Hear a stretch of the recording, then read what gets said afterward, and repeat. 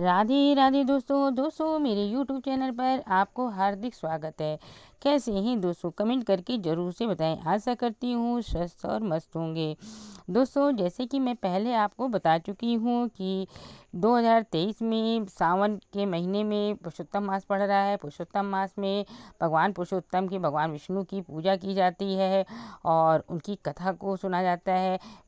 कथा की वीडियो मैं डाल रही हूँ। 15 अध्याय मैं डाल चुकी हूँ। आज मैं 16वां अध्याय की कथा आपको सुनाऊंगी। पुरुषोत्तम महीने में हर दिन आपको ये कथा सुननी है। और मेरे चैनल पर यदि आप नए हैं तो चैनल को सब्सक्राइब कर लीजिए और वीडियो अंत तक देखिएगा। अच्छी लगे तो लाइक और शेयर ज़रूर से कीजिएगा और पुरुषोत्तम महीने में ये कथा ज़रूर से सुनिएगा। चलिए स्टार्ट करते हैं पुरुषोत्तम मास की कथा। ऋणु नारद वच्छेहम यदुक्तम दृढ़धन्वने वाल्मीकिना महाप्राज्ञ चरितम परमाद भूतम। श्री नारायण बोले, हे बुद्धिमानों में श्रेष्ठ नारद जी, महर्षि वाल्मीकि ने जो परम विस्मयकारी चरित्र राजा दर्धनुआ से कहा, उसी चरित्र को मैं कह रहा हूँ, सुनिए। वाल्मीकि मुनि बोले, हे दर्धनुआ राजन, मेरी बात सुनिए। भगवान केशव के आदेश से गरुड़ जी ने उस द्विज राज से इस प्रकार कहा। गरुड़ जी बोले, हे द्विज सत्तम, आपका 7 जन्म तक पुत्र का सुख नहीं है। ऐसा जो वाक भगवान हरि ने कहा सो इस समय तो आपको वैसा ही रहेगा। तो भी प्रभु के आदेश से कृपा करके मैं आपको पुत्र प्रदान कर रहा हूँ। हे तपोधन, आपको मेरे अंश से एक पुत्र होगा जिसमें गौतमी के साथ आपके मनोरथ सफल होंगे, परंतु पुत्र जन्य दुख भी आप दोनों को मिलेगा। ये अटल है। हे ब्राह्मणों में अग्रगण, आप धन्य हैं, क्योंकि आपकी बुद्धि का झुकाव भगवान की तरफ तो हुआ।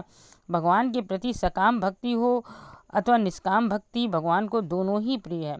मनुष्यों का शरीर तो पानी के बुलबुले के समान क्षण भर में मिट जाने वाला है। ऐसे क्षण भंगुर जीवन को पाकर जो व्यक्ति भगवान के चरणों को अपने हृदय में ध्यान करते हैं, वे धन्य हैं। इस अत्यंत दुस्तर संसार सागर से तारने वाले श्री हरि के अतिरिक्त और कोई दूसरा नहीं है। भगवान श्री हरि की कृपा के लेस मात्र ही से मैंने आपको पुत्र होने का वरदान दिया। आप अपने मन में श्री हरि का चिंतन करते हुए सुखपूर्वक जीवन व्यतीत करिए और उदासीन भाव से न किसी को लेना न किसी को देना, इस भावना के साथ सांसारिक सुखों का उपभोग करिए। महर्षि वाल्मीकि जी बोले कि ऐसा अलौकिक वर देकर युगल दंपति को देखते देखते श्री गरुड़ और आरुण होकर भगवान अपने वैकुंठ धाम को चले गए। सुदेव शर्मा भी अपनी पत्नी के साथ मनोवांछित वर को पाकर घर लौट आए और उत्तम गृहस्थाश्रम को सुख भोगने लगे। कुछ समय के बाद गौतमी को गर्भ रह गया और 10वां महीना लगने पर गर्भ पूरा हुआ। प्रसूति काल आने पर गौतमी ने एक उत्तम पुत्र को जन्म दिया। पुत्र के उत्पन्न होने पर सुदेव शर्मा बहुत प्रसन्न हुए। अच्छे अच्छे ब्राह्मणों को बुलवाकर जात कर्म संस्कार किया। भली भांति स्नान करने के बाद द्विज श्रेष्ठ सुदेव शर्मा ने उन ब्राह्मणों को बहुत दान दिया। अपने भाई बंधुओं तथा अन्य ब्राह्मणों को आमंत्रित कर बुद्धिमान सुदेव शर्मा ने नामकरण संस्कार संपन्न किया। दयालु गरुड़ जी ने मुझे प्रेम पूर्वक पुत्र दिया है। शरद ऋतु के चंद्रमा के समान इसका उदय हुआ है। ये सुखदेव मुनि की जात की भांति तेजस्वी है, इसलिए मेरे ऐसे पुत्र का नाम सुखदेव होगा। माता के मन में आनंद देता हुआ और पिता के भावी जीवन की आशा अभिलाषा के साथ शुक्ल पक्ष में जिस प्रकार चंद्रमा दिन प्रतिदिन बढ़ते हैं, उसी प्रकार वह पुत्र भी शीघ्रता के साथ बढ़ने लगा। पिता ने प्रसन्नतापूर्वक उपनयन संस्कार कर गायत्री मंत्र का उपदेश दिया। अनंतर वेदारंभ संस्कार हुआ और वह ब्रह्मचर्य व्रत का पालन करने लगा। ब्रह्मचर्य के तेज से युक्त होने पर वह बालक साक्षात दूसरे सूर्य के समान सुशोभित होने लगा। बुद्धि में अगाध सागर के समान उस कुमार ने वेदाध्ययन प्रारंभ किया। उस गुरु वत्सल बालक ने अपनी कुशाग्र बुद्धि से अपने गुरु को प्रसन्न किया। गुरु के एक बार कहने ही से उसने समस्त विद्या को ग्रहण कर लिया। महर्षि वाल्मीकि बोले कि एक समय की बात है कि करोड़ों सूर्य के समान प्रभावशाली देवल ऋषि वहां आए। उन्हें देखकर सुदेव शर्मा ने मुदित और दंडवत प्रणाम किया। देवल मुनि की विधि पूर्वक अधर्य पाद आदि से पूजा की और महामना के लिए आसन की व्यवस्था कर दी। देवदर्शन भगवान देवल उस आसन पर बैठ गए। अपने चरणों पर पड़ते हुए बालक को देखकर सुदेव से बोले। देवल मुनि ने कहा, हे सुदेव, आप धन्य हैं। आपके ऊपर भगवान श्री हरि प्रसन्न हुए और आप दुर्लभ और श्रेष्ठ पुत्र पा गए, क्योंकि ऐसा नम्र बुद्धिमान, बोलने में पटु, वेदाध्ययन करता और सुशील पुत्र कहीं भी किसी के यहाँ नहीं देखा। हे वत्स, यहाँ आओ।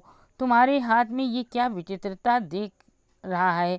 सुंदर छत्र, 2 चंवर यवरेखा के साथ कमल के चिन्ह, हाथी की सूंड की तरह घुटने तक लटकने वाली दोनों भुजाएं और कान तक फैले हुए विशाल ये लाल लाल युगल नयन, गोल आकार का शरीर और उदर में त्रिवल की रेखाएं।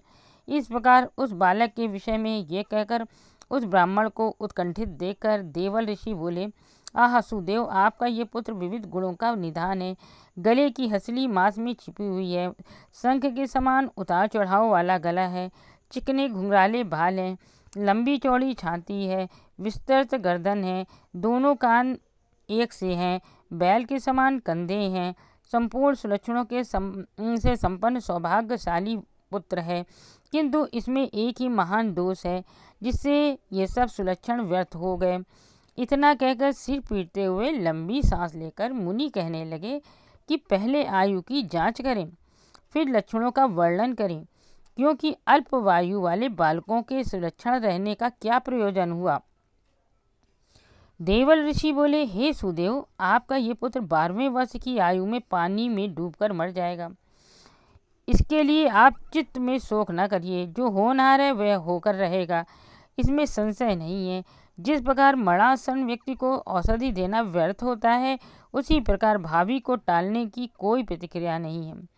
महर्षि वाल्मीकि जी बोले कि ये कहकर देवल मुनि तो ब्रह्मलोक चले गए और इधर गौतमी के साथ सुदेव शर्मा धरती पर पछाड़ खाकर गिर पड़े। देवल ऋषि की कही हुई बात को स्मरण करके पृथ्वी पर पड़े पड़े चिरकाल तक विलाप करते रहे। अनंतर गौतमी ने अपने पुत्र को गोद में बैठाकर धीरज के साथ पुत्र के मुंह का चुम्बन लिया और फिर पति से कहने लगी। गौतमी बोली, हे द्विजराज, होने वाली घटना से भयभीत नहीं होना चाहिए। जो होने वाला नहीं है वह कभी नहीं होगा, और जो होनहार है वह तो होकर रहेगा। निषधराज नल अयोध्या नरेश के पुत्र श्री राम और पांडु के पुत्र युधिष्ठिर ने क्या महान विपत्ति नहीं उठाया। राजा बलि को भी बंधन में बंधना पड़ा। 56 कोटि यादवों का नाश हुआ। हिरणाक्ष को वध हुआ और भीषण वृत्रासुर का भी विनाश हुआ। सहस्त्रार्जुन कीर्त वीर का सिर काटा गया। दशानन रावण के भी मस्तक काटे गए। हे मुनि, रघुकुल तिलक श्री राम जी को भी जानकी जी का वियोग उठाना पड़ा। राजा परीक्षित भी ब्राह्मण के शाप से मृत्यु के मुख से चले गए। इस प्रकार हे मुनीश्वर, जो भावी है वह होकर रहेगा। इसलिए हे नाथ, उठिए, सनातन भगवान को भजिए, जो समस्त जीवों के रक्षक और मोक्ष को देने वाला है। इति निज वनिता वचो निशम्य प्रकृति मुपागतवान सुदेव शर्मा हृदय हरि चरणाम्बुजम निधाय झटिति जहो सुचमात्म जाब्द वित्रीम। महर्षि वाल्मीकि बोले कि अपनी पत्नी की बात सुनकर सुदेव शर्मा स्वस्थ चित्त हो गए और अपने हृदय में हरि के चरण कमलों को ध्यान करके पुत्र से प्राप्त होने वाले भावी शोक को झट से परित्याग कर दिया। ये था पुरुषोत्तम मास का 16 अध्याय। वीडियो अच्छी लगे तो शेयर और लाइक ज़रूर से कीजिएगा और कमेंट में राधे राधे ज़रूर से लिखिएगा। चलिए अगली वीडियो मिलते हैं। राधे राधे।